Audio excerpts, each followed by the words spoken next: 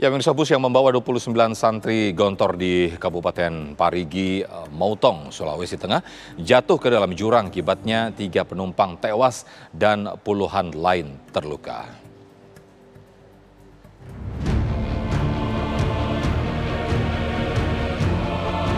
Polres Parigi Mautong, Sulawesi Tengah melakukan olah tempat kejadian perkara di lokasi jatuhnya bus milik PO Rapan Maranu di Kebun Kopi, Kabupaten Parigi Mautong, Sulawesi Tengah.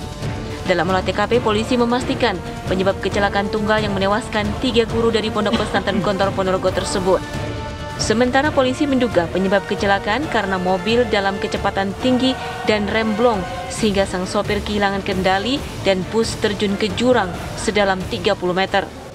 Saat ini kita melaksanakan kegiatan olah TKP yang dilaksanakan oleh personil Laka Lantas Polres Parigi Mautong, dan langsung saya pimpin, dan saat ini lagi mengecek sejauh mana dan memastikan apa penyebab daripada kejadian Laka Lantas tersebut, dan untuk memastikan apakah ada benturan atau apa sebelumnya sudah. Hingga kini, polisi masih melakukan pemeriksaan terhadap sang sopir bus. Dari Parigi Mautong, Sulawesi Tengah, Abdi Mari, TV One mengabarkan. Ya, untuk mengetahui informasi terkini terkait kecelakaan bus yang membawa santri gontor Ponorogo di Parigi, Sulteng, kita sudah terhubung dengan Dilantas Polres Sulteng, Kombes Pol Dodi Daryanto. Selamat sore, Pak Kombes Dodi Daryanto. Selamat sore, salam presisi. Ya, salam presisi Pak Daryanto. Untuk saat ini update dari pihak kepolisian terkait dengan kecelakaan bus yang membawa santri gontor ini bagaimana nih Pak?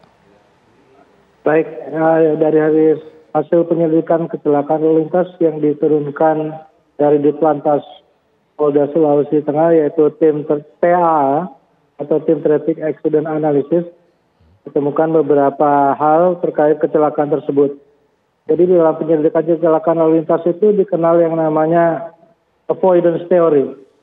Jadi kecelakaan itu sebenarnya dapat dihindari apabila beberapa hal dilakukan oleh para pemangku kepentingan, baik dinas perhubungan maupun dinas PU yang mengerjakan jalan. Di TKP ternyata ditemukan bahwa tidak ditemukannya rambu-rambu peringatan yang menyatakan bahwa jalan tersebut dari jalan yang besar kemudian menjadi kecil atau bottleneck, itu tidak ada, yang pertama. Yang kedua, rambu-rambu peringatan bahwa ada turunan jalan turunan sebanyak 30 derajat, sebesar 30 derajat, itu juga tidak ditemukan. Dan yang terakhir, tidak ditemukan adanya lampu penerangan maupun guardrail atau pagar pembatas di tebing yang akhirnya mengakibatkan kendaraan bus itu terjatuh jauh 30 meter. Seandainya di TKP ada pagar pembatas dan ada rambu-rambu tersebut, dimungkinkan kecelakaan tidak sampai seperti ini. Kemudian dari faktor kendaraan juga ditemukan bahwa kendaraan tersebut adalah kendaraan produksi tahun 2011. Artinya kendaraan tersebut sudah beroperasi selama 12 tahun dan ditemukan secara kasat mata bahwa kondisi ban dalam keadaan gundul baik depan maupun belakang. Kemudian dari hasil pemeriksaan keterangan saksi, yaitu supir yang masih ada, menyatakan bahwa sesaat sebelum tabrakan itu beliau mengalami rem blong sehingga dia tidak bisa mengendalikan kendaraan busnya dengan baik dan akhirnya masuk ke dalam jurang yang sejauh 30 meter tersebut. Seandainya kendaraan mobil dalam keadaan baik dan berfungsi dengan baik, tentunya kecelakaan ini dapat dihindari. Untuk masalah uji kendaraan, saat ini penyidik masih melakukan penyelidikan lebih lanjut.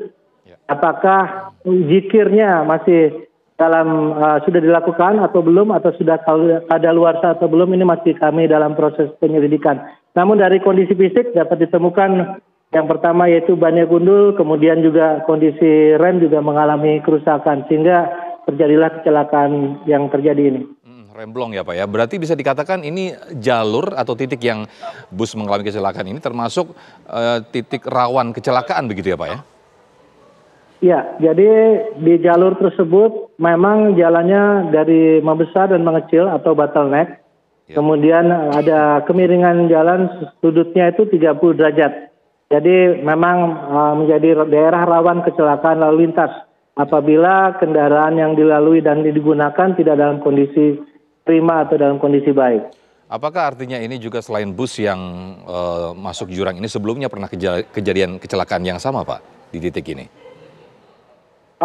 Untuk di TKP ini sebelumnya ada kecelakaan juga, ini dibuktikan dari bekas goresan yang ada pada guardrail. Jadi sebelumnya itu ada guardrail, namun mungkin pernah ada tabrakan sebelumnya sehingga diganti dengan seperti polis line, tapi itu polis line dari Dinas Pekerjaan Umum. Dan juga dari Dinas Pekerjaan Umum juga sebenarnya sudah berusaha, sementara itu belum diperbaiki, mereka membuat semacam gundukan untuk apabila terjadi kecelakaan dia bisa terhindar. Namun karena kecepatannya mungkin cukup tinggi karena berjalan dari jalan yang miring, akhirnya tidak dapat terhindarkan dan tertabrak dan masuk ke dalam jurang. Baik, Kombes Pol Dodi Daryanto di Lantas Polda Sulteng, terima kasih atas informasinya. Selamat sore. Selamat sore, salam presisi. Ya, salam presisi.